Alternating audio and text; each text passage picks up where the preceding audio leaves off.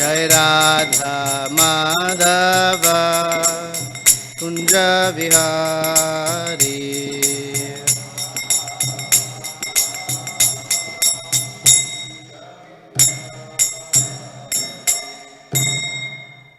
Jayam Vishnupad Paramahamsa Privrajakacharya Ashtottara Shata Shri Srimad His Divine Grace A.C. Bhakti Vedanta Swami Srila Prabhupada Ki Jai Ananta Koti Vaishnava Vrinda Ki Jai Grantharaj Srimad Bhagavatam Ki Jai. All glories to the assembled devotees. All glories to Sri Sri Guru and Gauranga. Narayanam Namaskritya Naram Chaiva Narottamam Devim Saraswatim Vyasam Tato Jayamudirayet Nashtaprayeshu Bhadreshu Nityam Bhagavata Sevaya Bhagavati Uttama Shloke Bhaktir Bhavati Naishtike Om Namo Bhagavate Vasudevaya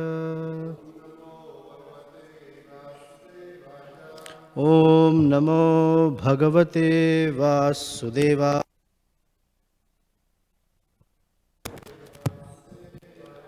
Om Namo Bhagavate Vasudevaya. Srimad Bhagavatam, Canto 9, Chapter 4, Text 67. Matsevaya patitam te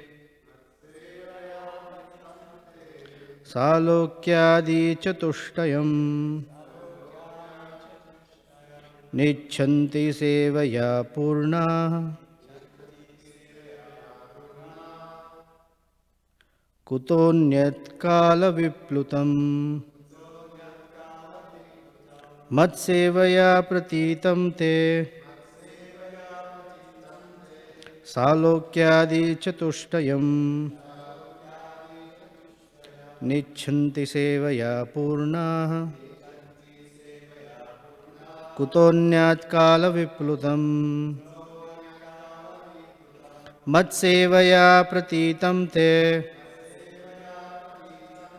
Salokyadi chatushtayam Nichanti sevaya purna Kutonyat kala viplutam.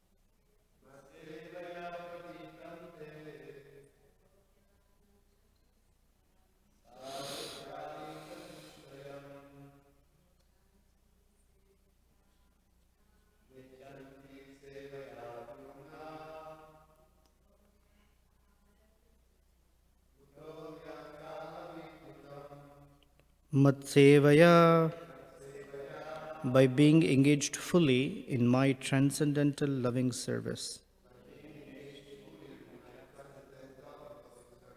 Pratitam, automatically achieved. Te, such pure devotees are fully satisfied. Salokya Adi Chatushtayam, the four different types of liberation. Salokya, Sarupya, Samipya, and Sarshti. What to speak of Sayujya? Na, not. Ichhanti, desire. Sevaya, simply by devotional service.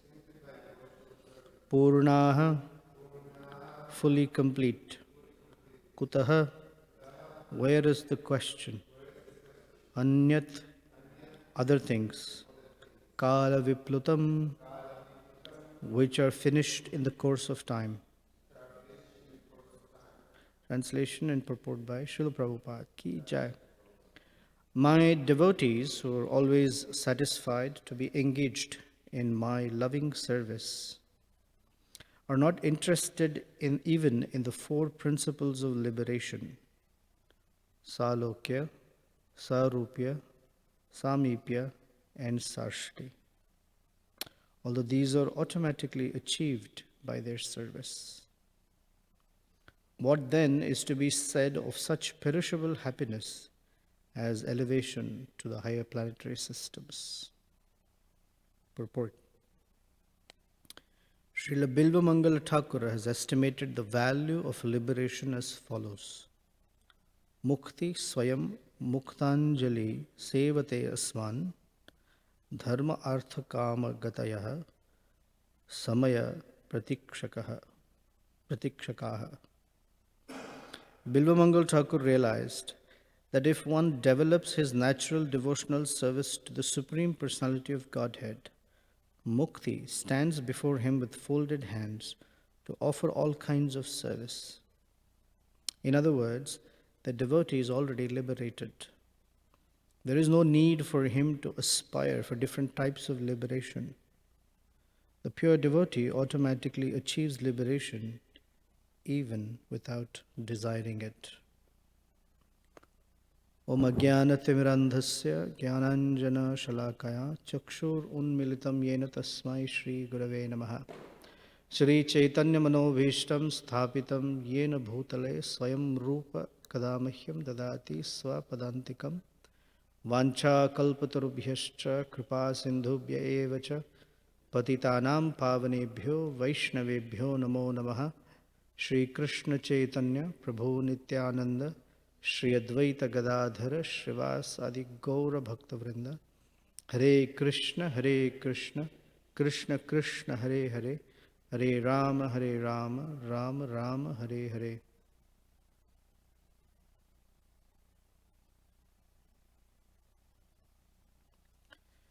So this is the famous chapter or famous pastime of the Lord with Ambarish Maharaj and Durvas Muni. And the next verse, text 68, is considered to be the highlight, or this entire chapter stands on. It's a pivotal verse for this entire chapter, in fact, this entire pastime, where the Lord speaks a very confidential piece of information or knowledge, that the devotees are always in my heart, I'm always in their heart, they don't know anything but me, and I don't know anything else but them. A very famous verse, Sadhavo Hridayam Mai. That's text 68. So in one sense, that's because it's the pivotal verse. All of the verses in this chapter, in this pastime, lead up to this verse. So naturally, the leading up to means the closer you get, the heavier the message is. So today's verse, the message is heavy in this sense. If you take anybody in this world, for that matter, any living being in this world, 99.9% or more is interested in two things. Prabhupada uses the phrase Athantik Sukha Pravritim and Athantik Dukkha Nivritim. So only two things everyone's doing. All living beings, animals, birds, aquatics, the human beings, the subhuman beings, perhaps even the demigods. They're only interested in two things. One, in increasing their sense pleasure, and 2, decreasing the sense of distress. So if we know that these are the only two things, and we use these as our frame of reference and look at the world around us, perhaps even ourselves, then we might fit that criteria, that everything is only these two things. We do things that are pleasing to our senses, and we do things that are, and we avoid things that are displeasing to the senses. That's it. And in all of this, the struggle for living or struggle of life is to increase that which is pleasing and to decrease that which is displeasing. No? That's it. And all activities, all aspirations, all value systems, they all are centered on these two. And if someone gets that which is pleasing, or if someone avoids that which is displeasing, then they're very happy. In fact, they feel so elated that they celebrate. And that's the limit of happiness that any living being can achieve. Does it mean that there is happiness higher than this? Yes. But how to access the higher happiness? So the Vedic system provides that path. And that's the path that is designed for the common man, if you will. Prabhupada calls it the staircase method. Dharma, Artha, Kama, Moksha. And the idea is that living in this world means that one is constantly bombarded by what? Distress. And how does distress manifest? It has to manifest only in one element, the element of time. So distress comes or is perceived in the sense that whatever a person has or receives or gets, it's temporary. So any pleasure is very quickly taken away or goes away by the influence of time. So the staircase method is ultimately let all the suffering go away. Let all the suffering go away. And that is the state of being liberated, being free of suffering or the sense of suffering. So people think that suffering is something out there. If I change my circumstances, my suffering goes away. Only temporary. But the Vedic system helps us understand that the perception of distress is here, and when we adjust things here, regardless of what goes out there, then one begins to see or experience the cessation of suffering. And the way to look within is to start with dharma, become religious, meaning follow the laws of nature, follow the laws given by God to appreciate the laws of nature, dharma. And when one is like that, whatever one receives, artha, is clean, so your enjoyment is also cleaner. And one can fulfill one's lower or materialistic desires so that one can become free of the entanglement of the karmic reactions. And how is that moksha achieved? By a gradual elevation. When one is dharmic, then one receives a better position the next time by going to a higher planetary system.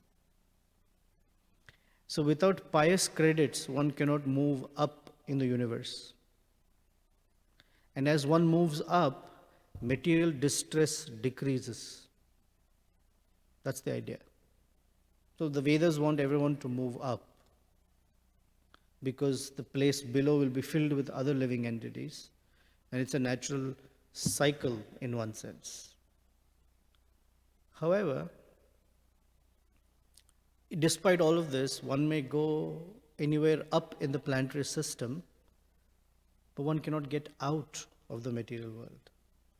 Abrahma bhuvana loka punaravartina Arjuna. So one has to come back. So then this system of elevation to higher planets is definitely wonderful, but not ultimately beneficial. So then some persons say, all right, that's the staircase method. Instead of climbing one stair at a time, can you jump 4 steps up each time and get there faster? Get to the top. So then there is the system of liberation. The idea is to become completely neutral. And in neutrality, there is neither the sense of so-called material happiness nor distress. No lamentation, no hankering. Just peaceful. That's the stage that one aspires for. They think neutrality is better than heavy karmic engagement. Yeah, it is true. It is better. But how long can a person be neutral? It's like having a car. How long can you keep the car in a parked condition because I don't want to waste gas? I don't want to drive on the road because there is risk of an accident, right? So I'll keep the car in parked position. That way I don't burn any gas. I'm not in any accident. And the answer is, wonderful, you just don't get anywhere. You're there in one place, stationary. How long can you be stationary like that? That is called the position of neutrality or freedom from cessation of the dangers of driving. Right? Because if you drive, then that's a problem. Then the Bhagavatam prescribes another method. The prescription of the Bhagavatam method is, you should drive the car, drive carefully, and reach your destination. And this is how it is. By being in the world, you got to be engaged in this world. But drive the car instead of for some materialistic purpose. Drive it or drive to the temple or drive it in service to Krishna. Carry out some service for Krishna. Oh, really? Yes. That way, you're protected. You're freed from the hankering and lamentation and all the distresses. So then that's the path of devotional service. Ultimately I want to go back to Godhead. And in this case, Krishna is speaking of a degree higher than that. And says, Mat sevaya pratitam te.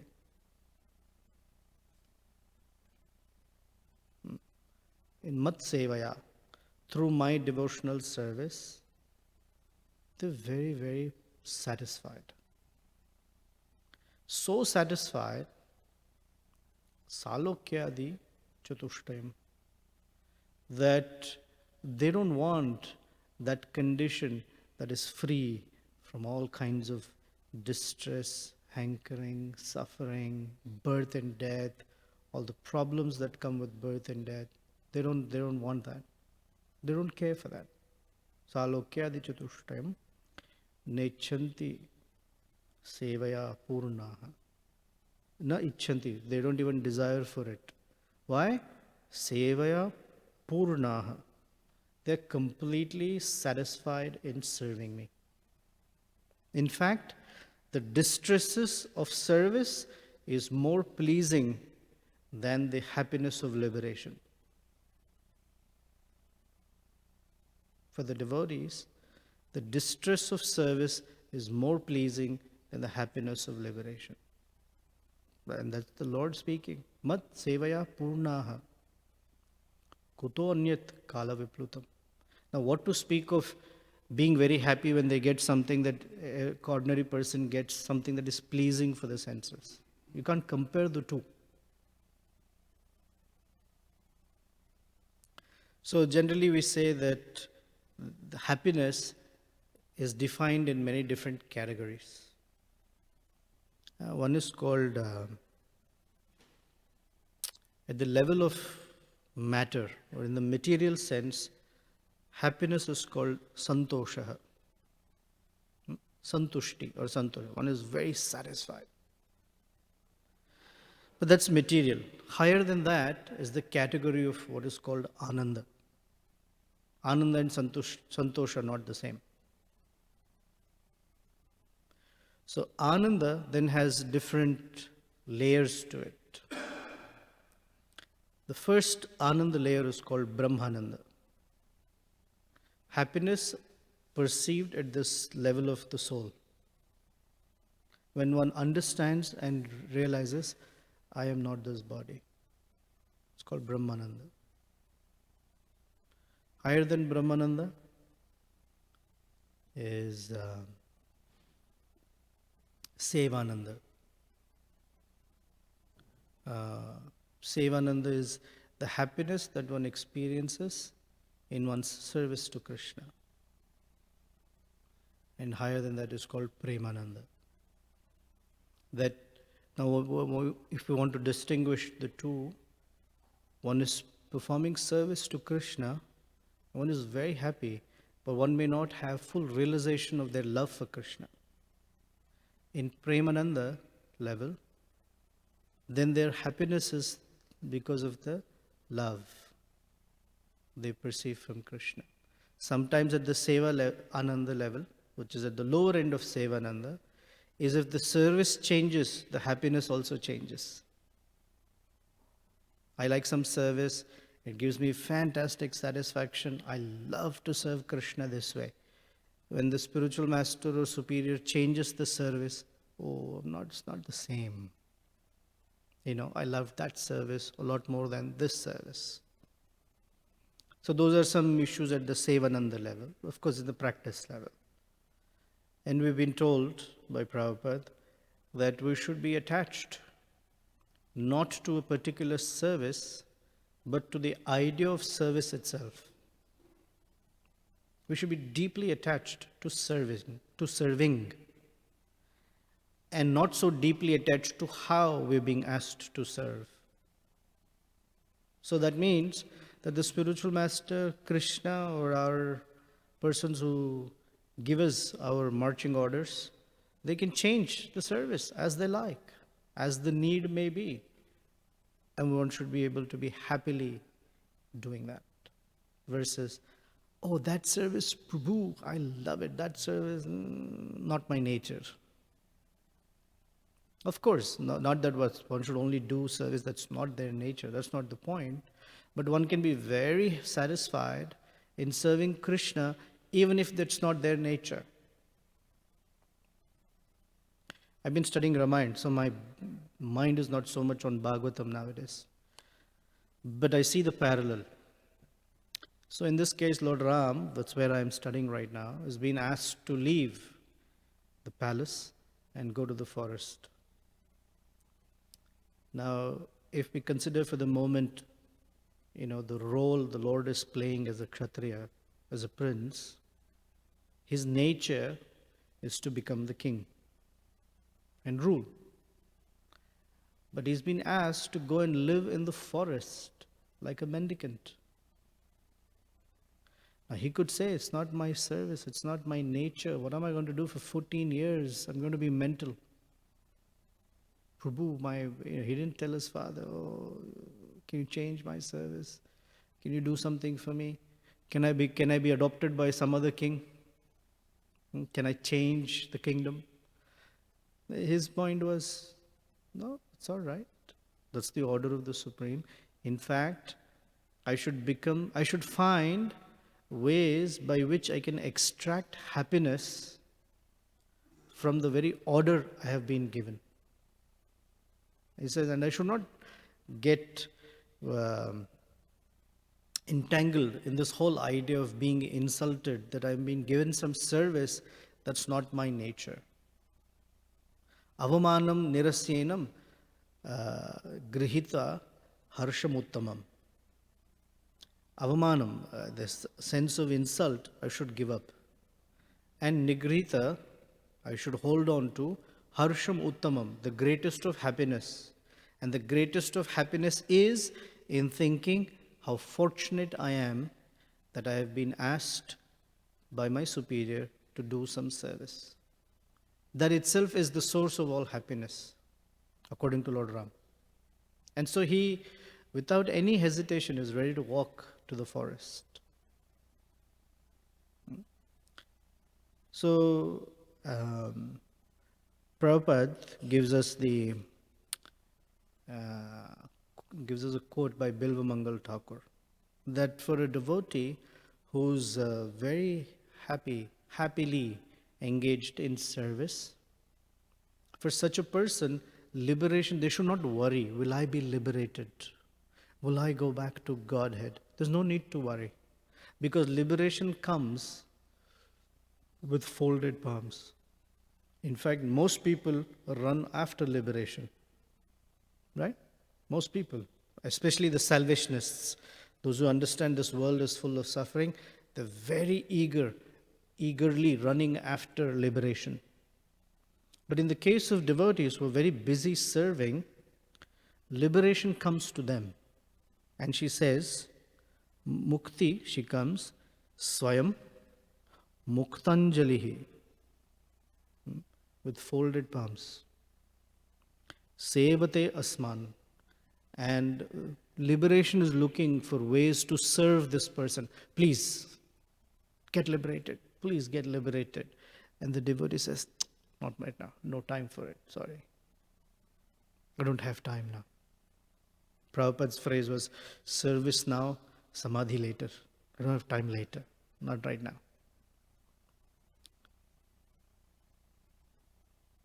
There's a beautiful story. I think I narrated this a few months ago here, in the life of Anantacharya, Arjuna, Anantacharya, I think. It's either Anantacharya or Arjunacharya, I forget. He was serving in Tirumala. He was serving Lord Balaji. And one of the things Lord Balaji likes is flower garlands, fresh flower garlands. So even till date, he gets the best flower garlands anywhere in the world. It's just stunning, the way they make garlands and fresh, fragrant flowers. In fact, Tirumala is full of flower orchards that they grow flowers, fragrant flowers exclusively for Lord Balaji. So this was started by Arjunacharya.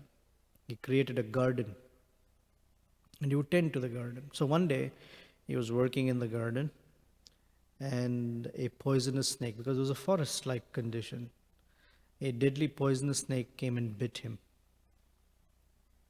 So when the other devotees came to know, please do something,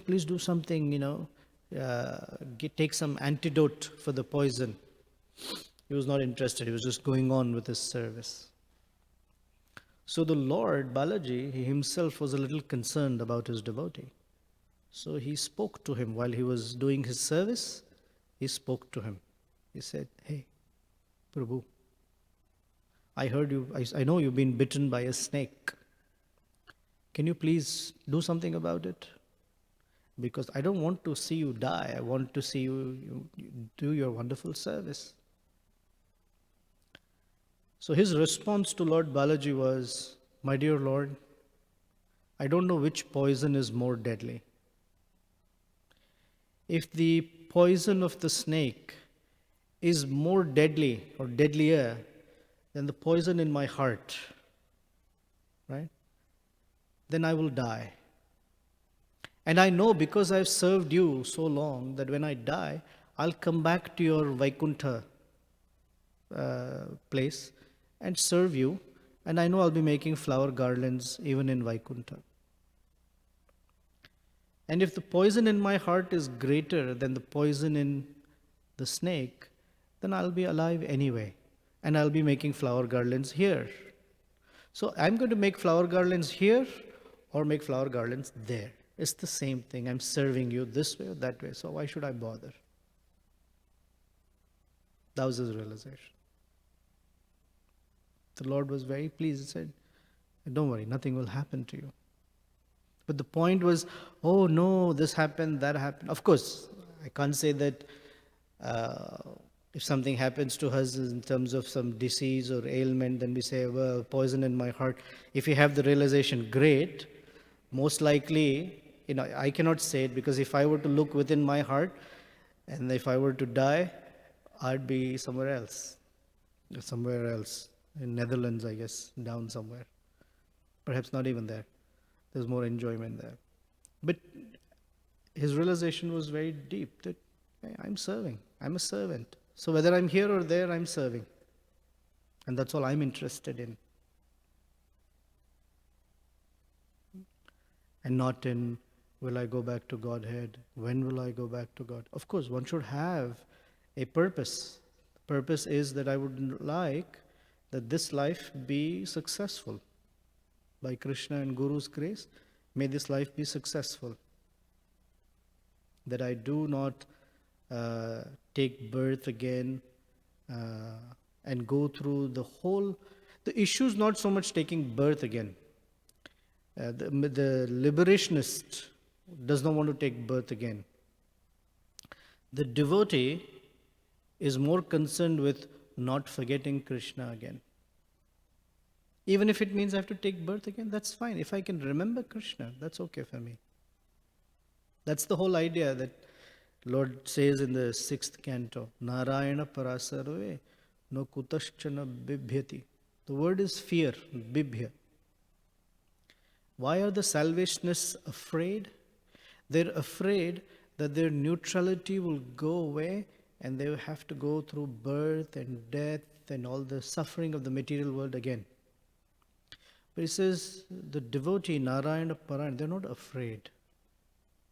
And the fear is that one might forget Krishna. So if they can remember Krishna, they're not afraid to take birth anywhere. That's Prahlad Maharaj's prayer. He says to Lord Nrsingadev, I'm not afraid. I'm not afraid because I can always remember you. Tad virya gayana mahamrita magna chitta. He says, naivad dvija naiva udviga paraduratyaya. Naivadvijay. So he says, udvija. Udvija means becoming concerned, becoming agitated.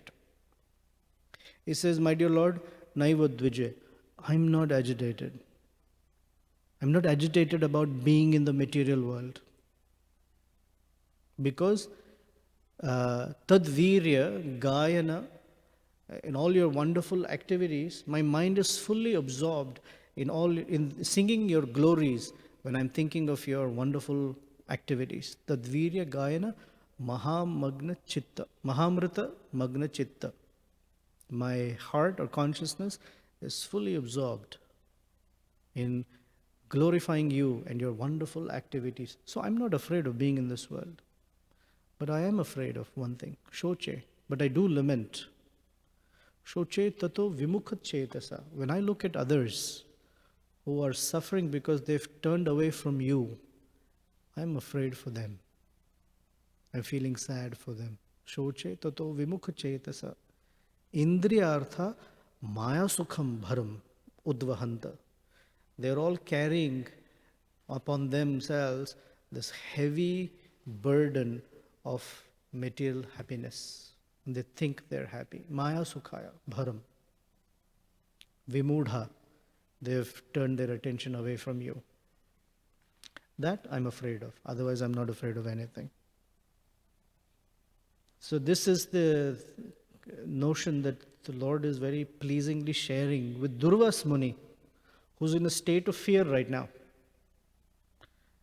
Because he's a liberationist, he's a salvationist. The fear of the Sudarshan Chakra on his back versus Ambarish Maharaj, who's not afraid at all. In fact, excuse me, Durvasa Muni is the perpetrator and Ambarish Maharaj is the so-called victim. Usually the victim is afraid of the perpetrator, correct? If someone has a gun or a knife or something that is threatening our lives, then we're the victims. The victim is always afraid of the perpetrator. In this case, the perpetrator is afraid and the victim is not afraid at all. So what's the difference? The difference is that the so-called perpetrator is a salvationist. And the victim, so-called victim, is a devotee. And Krishna is highlighting that although Durvasa Muni is a liberated personality, look at the condition he is in. Of course, Durvasa Muni is a very special person. He's not ordinary. The reason this pastime is not because Durvasa is a bad person. This is Krishna's special arrangement to show us the glory of Ambarish Maharaj. And Durvasa Muni is very interestingly part of the transcendental pastime. So he's not something, in fact, Durvasa Muni is very extraordinary, very extraordinary. He is a direct son of Lord Shiva. But the context is that a salvationist can be afraid, but a devotee is not afraid even his own life.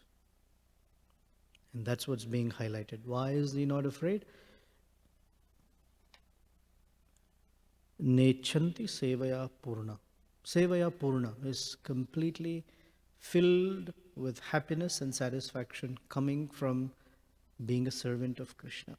So there's nothing to fear, nothing to lament, nothing to be sad about, nothing at all for him. So that's the messages I've understood. There are a few more things to say, but any comments, questions, any suggestions? Okay. You have something?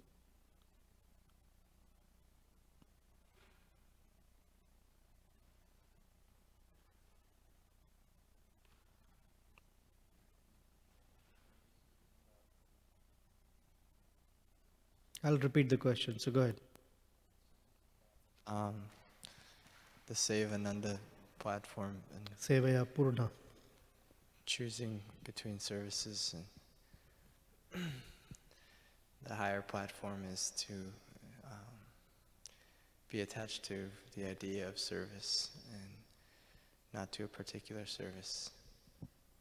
Just being grateful to being engaged. So I'm wondering if you can explain how to be like that, but also there's still some independent thoughtfulness, is what I've heard, being independently thoughtful. Sure. So how do we maintain that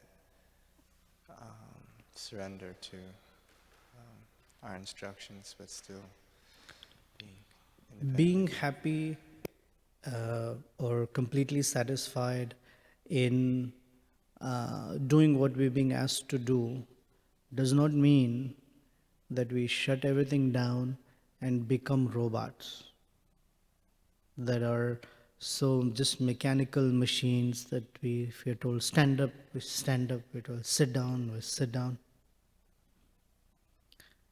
No. If you see that the Pandavas are given as an example in the Bhagavatam, in the first canto, somewhere in the 7th or it's in the 8th chapter, there's a particular word used called snigdha. Snigdha means very dear. In that purport, I think, The commentary is that snigdha, very dear to Krishna, means one is very malleable in the hands of Krishna. Malleable, the two physics terms we've learned. One is malleability, and the other is something else. I forget. Malleability means you can shape.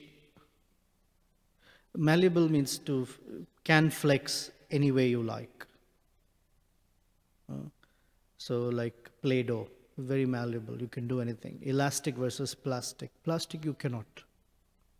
So malleability is that the devotee is such that Krishna can do anything with them. Right? But that does not mean that a devotee becomes lifeless. It means that devotee voluntarily gives himself or herself to Krishna. That's love.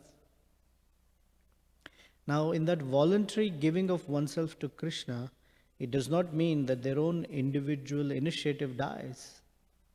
In fact, they're constantly thinking of new ways in which to serve Krishna. So the initiative does not clash with the malleability. The initiative is to increase the desire of Krishna, increase the pleasure of Krishna. Now, Krishna, if he expresses something that he would like it this way, then they would give his desire a greater weight than their own initiative because of their love for him. That's what it means. But initiative and malleability do not have to clash with each other.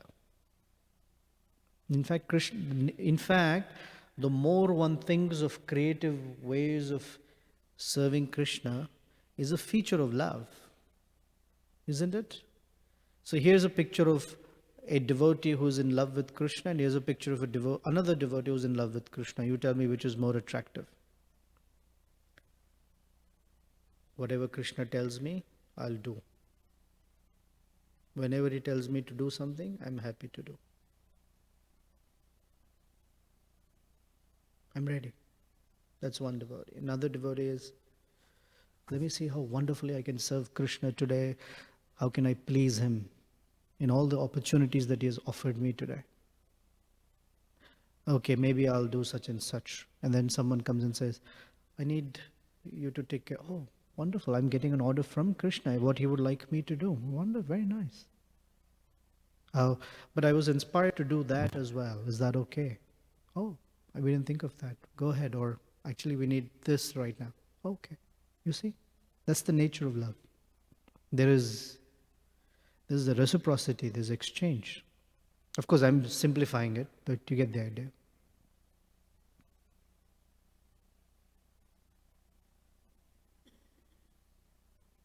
Prabhupada said that there are different levels of disciples. So one level of disciple is you have to constantly tell him or her what to do, and they may do it properly or improperly. Mostly improperly, but they can go. The next level of disciple is you tell them to do something and they do it perfectly well. You don't have to look again. They will take care of it. But you have to be told, do this. And the third level of disciple is, he said, one who anticipates the needs of the guru ahead of time.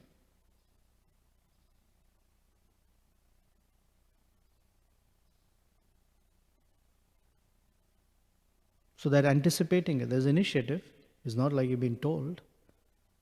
So my Guru Maharaj comes, it's a hot day, and he says, can you get me some water? Yeah, perfect. Nice cold glass of water or whatever. Versus, it's a very hot day, you can be thirsty, and here's already some water ready. You see? There's initiative though. And he says, actually I don't feel like drinking water. Can I get a glass of buttermilk? Or even, let's say, some ginger tea. What? I anticipated.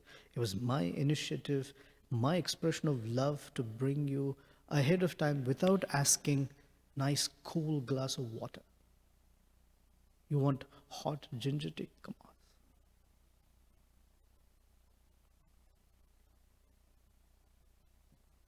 Does that help? Give a very simplistic picture of initiative and what being asked?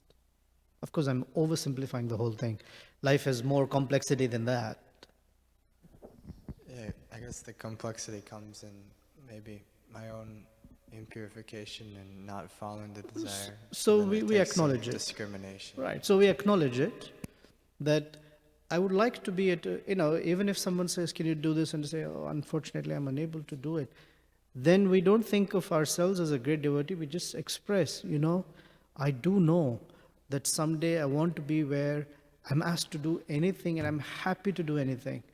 Unfortunately, right now, my mind cannot fit all of that together. So I'm so much, I feel happier when I feel that I'm doing something that's in line with my nature per se. But someday I would like to get there. So please, until then, either be patient with me or please be more forgiving, or I'll try my best that I can do. But we know that I'm not at that level already. And maybe we actually go and serve the very persons who are like that. So we get from them that quality, right? It's a principle in life. Whoever we serve, we get their qualities.